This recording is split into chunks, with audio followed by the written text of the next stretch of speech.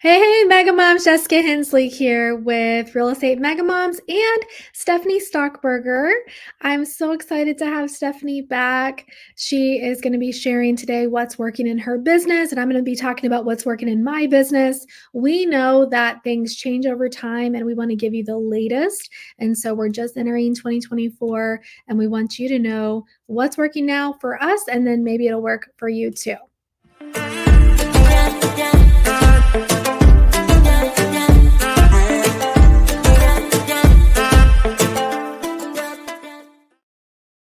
You know what? I shouldn't say maybe. Like I caught myself. I'm like, maybe. Wait, no, it will work for you It because honestly, will. yeah, any system that you works, right? Oh, amen. That's the thing is like I think that we tend to run from system to system because we just get a little bit stressed and we're like, here we go, here we go here we go here. But yeah, a system works if you work the system for sure. Yeah. Yeah.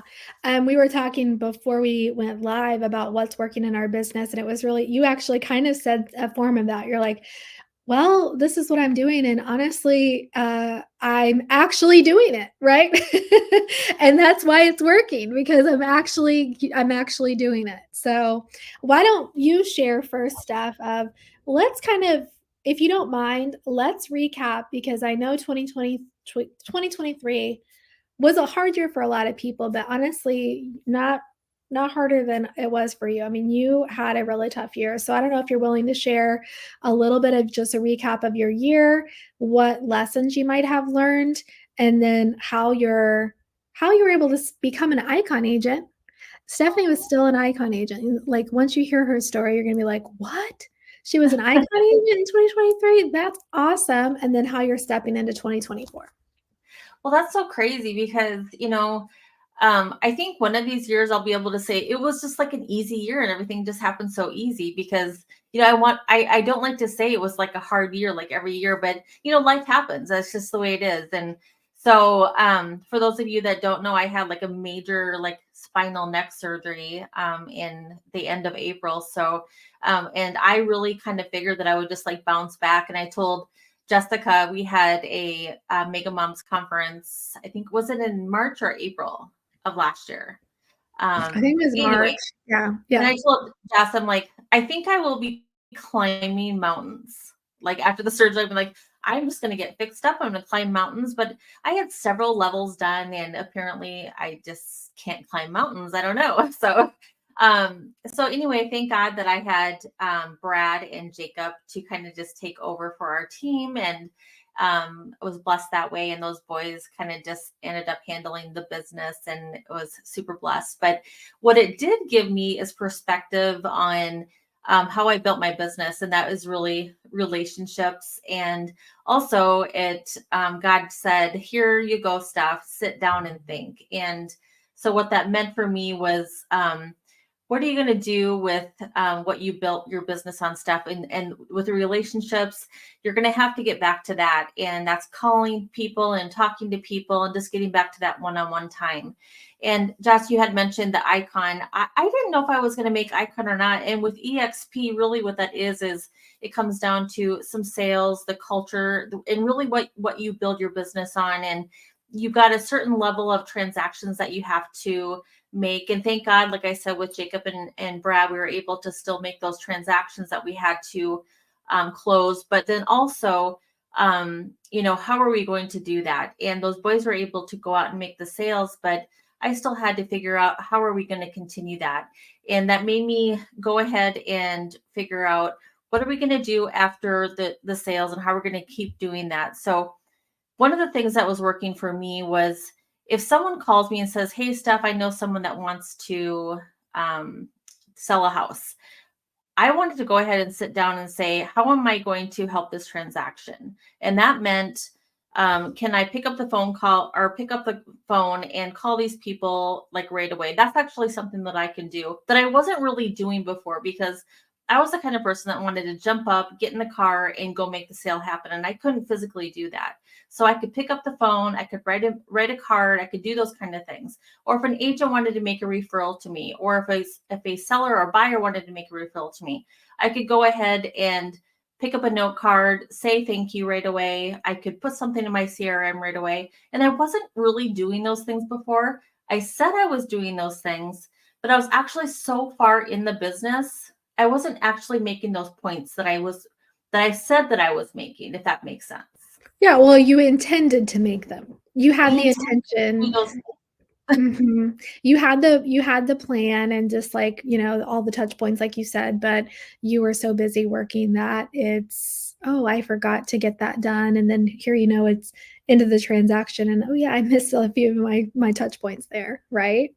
Yeah. Yeah. So when I first got into the business, actually what built my business are those touch points. And I got so far into the business, and God blessed me because I was working the business so well. I was working the transactions, I was in the business, I was working it so hard. I got away from those things. And I know there's so many people that say that they're like, I'm doing that, I'm relationship built, but are we? I mean, this year I No. actually had to sit down on the couch. I physically couldn't do the things. I'm like, oh my word, I have to do the things. That's the Yeah. only thing I can do is the things. It's the note cards, it's the phone calls, it's those kind of things that truly actually make me love this job. And that's what I was able to do again. So that I was a love blessing. that.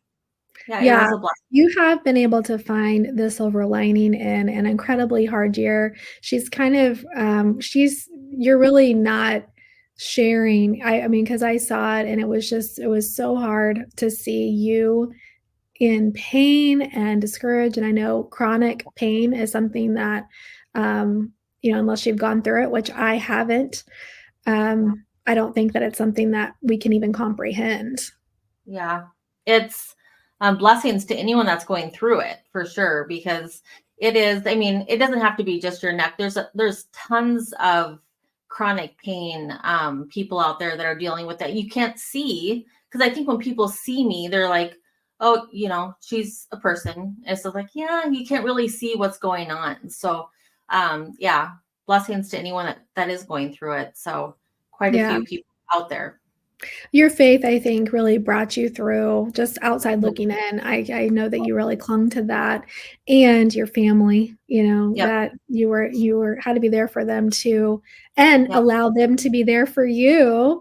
For Because sure. actually, Steph, and I'm just telling your story today, apparently, Go for it, but girl. You're better than I am. I want to Stephanie hear is like the nurturer, and so I feel like probably from the time you were little, you've been, I'm going to take charge, take care of everyone.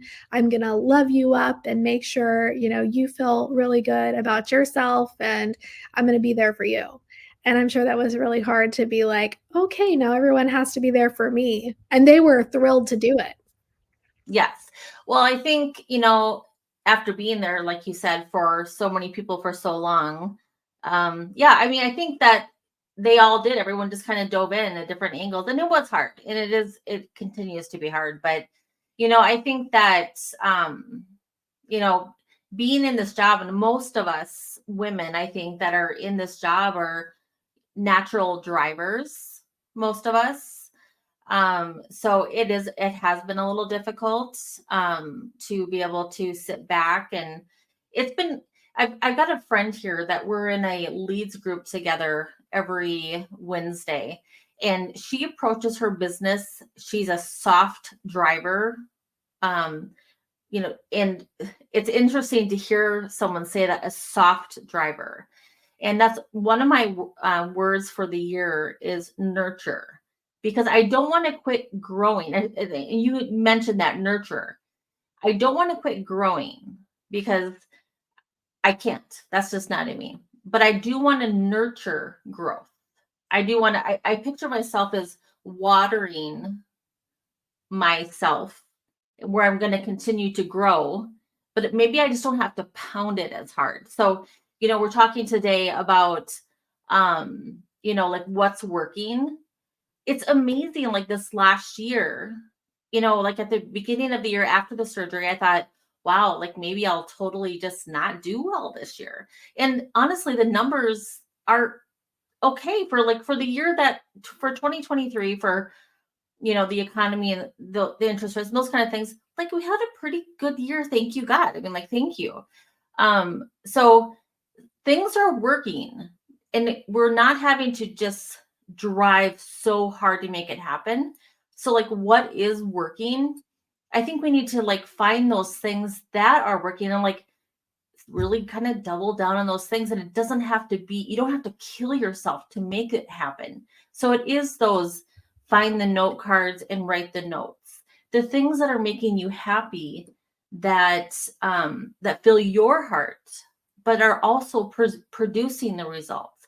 The watering can into your heart that are making the things happen, that are producing the results in your business. Yeah. Me talking to you right now fills my heart. Are you feeling me? Is that making you, is it getting you to do something?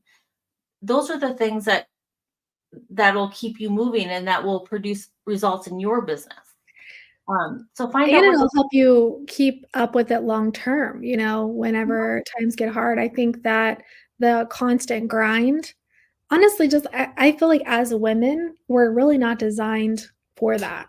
Men more so are for that high cortisol, or maybe that's not the hormone they produce, but stress Mhm. produces that in women. And apparently it causes belly fat. And that's why I told Cody, I said, "You're the reason that I have belly fat." Anyway, Well, uh, some women are gonna not like us for saying that, Jess. So some women are right. not gonna like us for saying that, but I think it is true. I'm gonna say Mhm. that too because I don't think that we are supposed to be killing ourselves all the day for all the time. And maybe there are some exceptions. Maybe there are. I've got friends that are drivers that when they stop, it's just so hard for them. But you And know I'm what? one of those people, you know, Yeah. I would definitely say that I'm a driver and okay, can you see me Okay, okay? cut out. Yep, you cut Okay. out just a little bit. Yep. What I've come to realize is I really became addicted to chaos. I became addicted to being busy. I became addicted to I got to push to the next level, even though, what I speak and what I want in my life is I always say we're anti hustle culture. And my whole goal is to help other women work less and make more.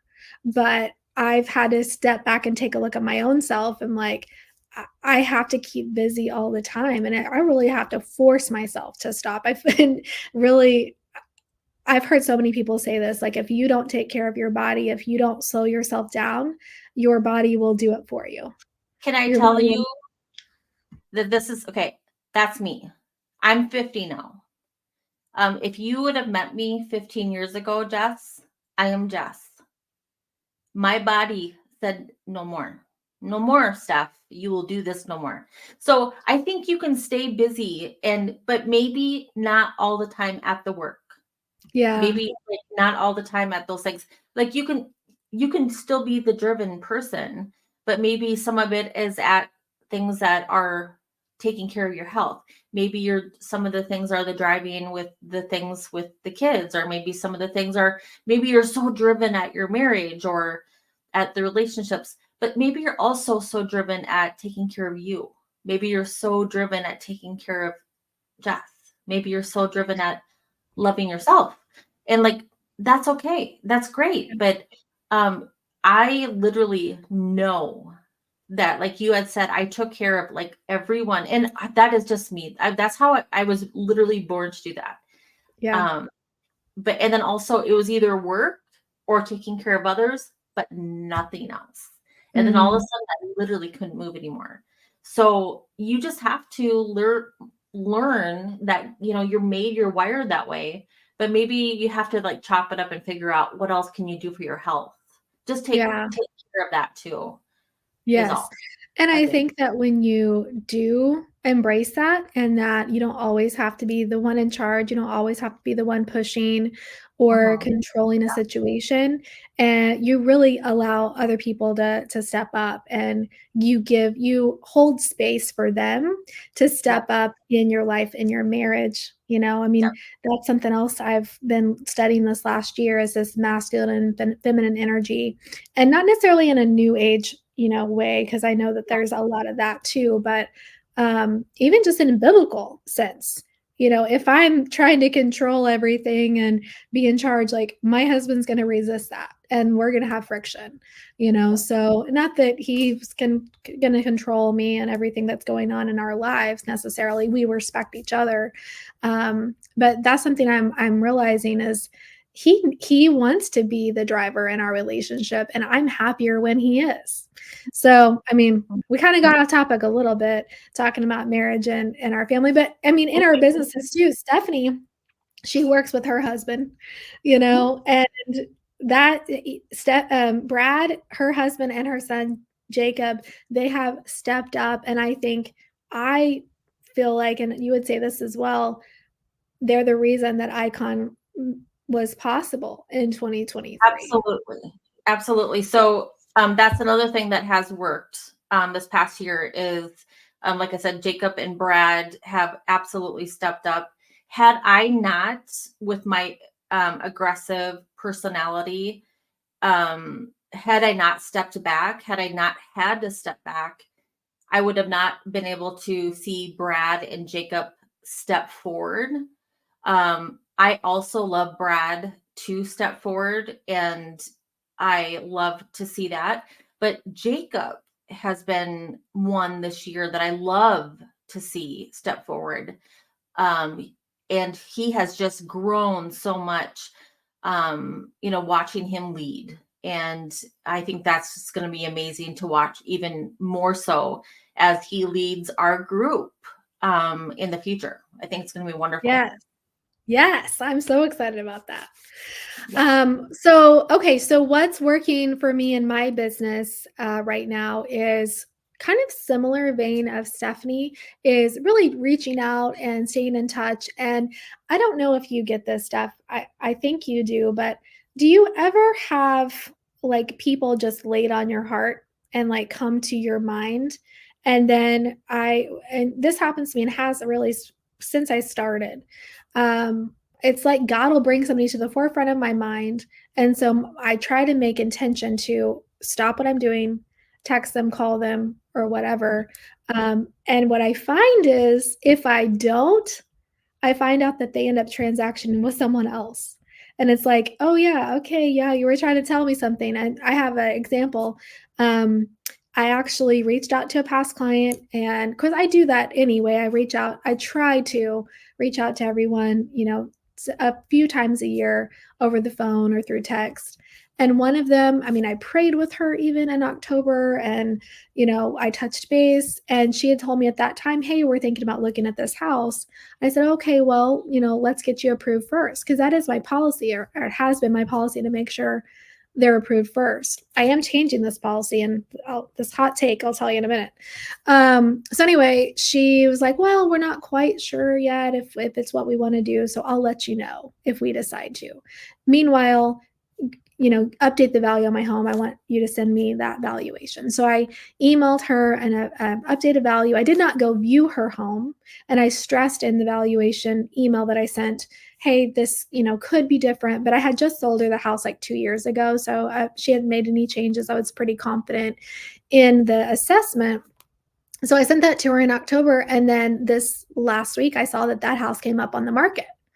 And I'm like, what the heck? What happened? So I don't know about you, but it's case by case, but most of the time I'll reach out to them if there's somebody I know, and I'll just ask them, like, and not in a combative way, because I never want to sever a relationship or burn a bridge. But I just said, hey, was there something that I did that caused you guys to want to list with someone else? I'm always open to feedback. I was just really surprised to see your house pop up on the market. And she's like, no, we love you. You're awesome. But that house that we wanted to see, since you weren't ready to show it and we weren't really sure what we were going to do, we decided we would just call the listing agent. And turns out our kids are friends.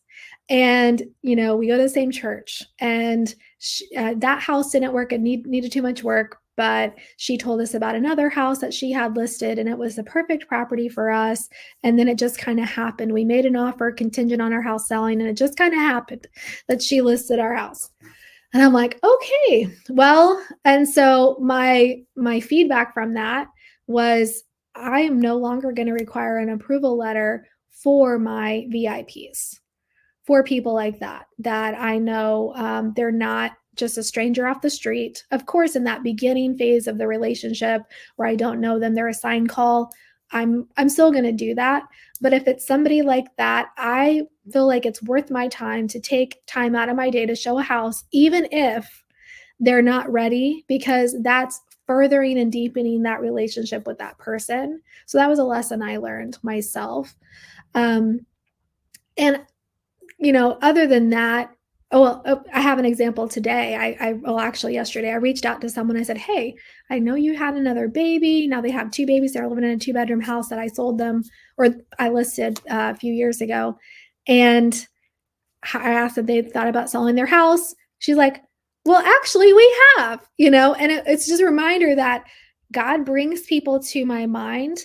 And I don't know, do you have that? Am I the only one that has that kind of, I don't know what it is, but do you ever feel like that? Yeah, I do too. I totally do. And I also, when those things do happen, I do ask. I typically wait till after it closes, just because I don't Mhm. want to feel like, awkward and, while it's listed. But it is good to do that just for that same reason, Jessica, after it closes though, because they could come back to you now later, if they buy and sell again. But yeah, if someone comes to my mind, I do text them or even just say that, hey, I just thought of you and I'm praying for you, or just wanted to, say hi or whatever. But yeah, from time I to really time. attribute it to God bringing it to my mind, but I also have heard, the energy within our bodies, like sometimes our mind or our intuition works faster than like something tangible. You know what I mean? So I think sometimes it's that, like, it's like, oh, I don't know how to explain it, but there's a reason people are brought to your mind. And I say it's not going to hurt anything to reach out to them. And so, anyway, that's something that's working for me, is just being really intentional when I'm thinking of someone, to reach out right then and there and beyond this generic monthly touch point. And I do those things. I'm not saying that that's a bad thing to do, but I'm saying it's okay to bring your personality, your personal touch, where you're making a true connection, a true, um, you know, friendship really with our past clients, because the deeper that friendship goes, the more likely that they'll probably never use another agent anyway. So that's definitely working for me. Something else that's working, and just real quick, we're just about time, is the video. I'm so excited. You probably have heard this in 2024.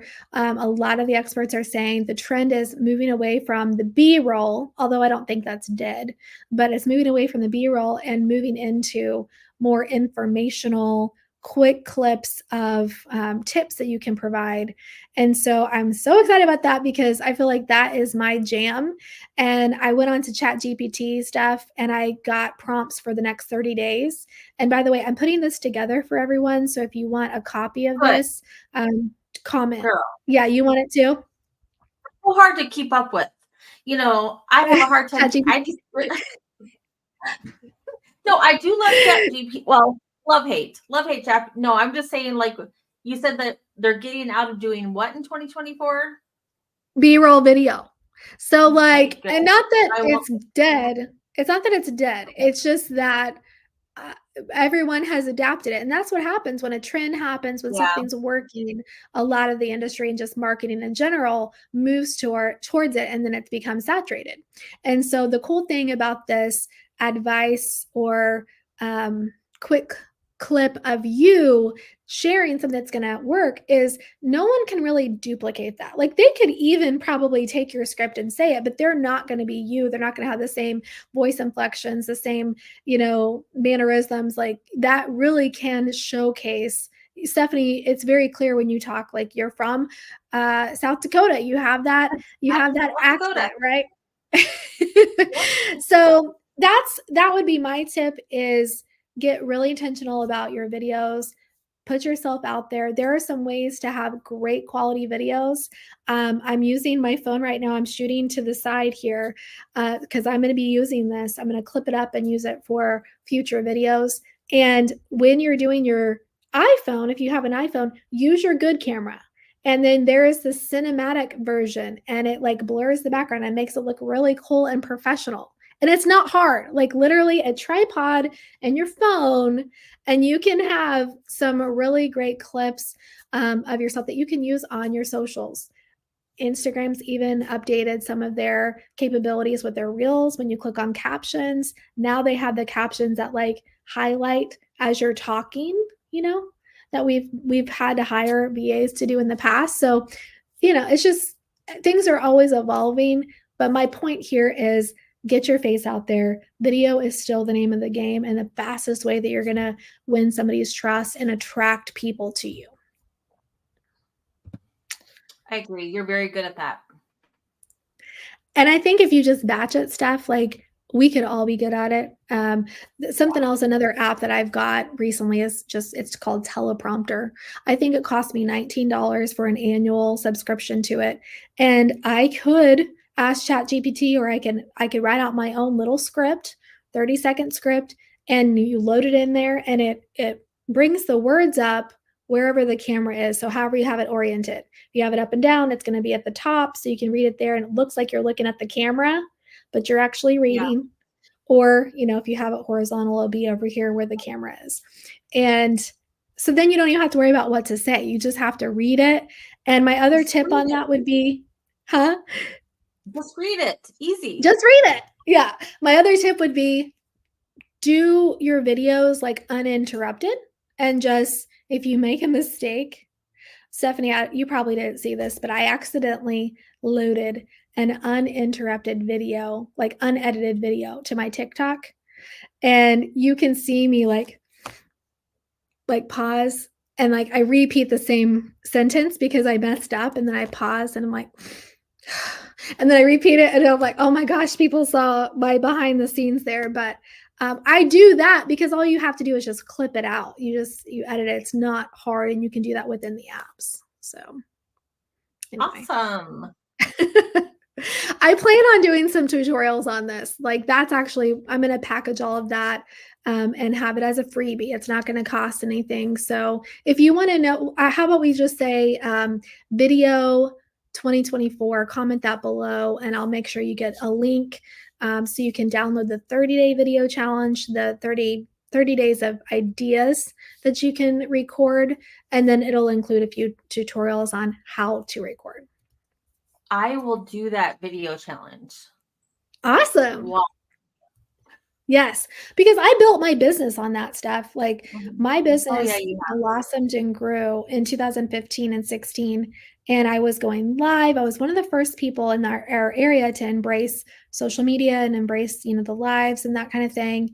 And I got away from it, or just not as consistent. And so I'm going back to it. And I feel like it is the thing that will differentiate, because most people won't take action and do and be consistent at video because they don't like the way they look. They don't like the way they sound. They don't whatever. And the more excuses that you allow on that, you're holding yourself back from the life that you want, really. So that's how I found you. Oh yeah. Video. Yeah, on Facebook. Yes.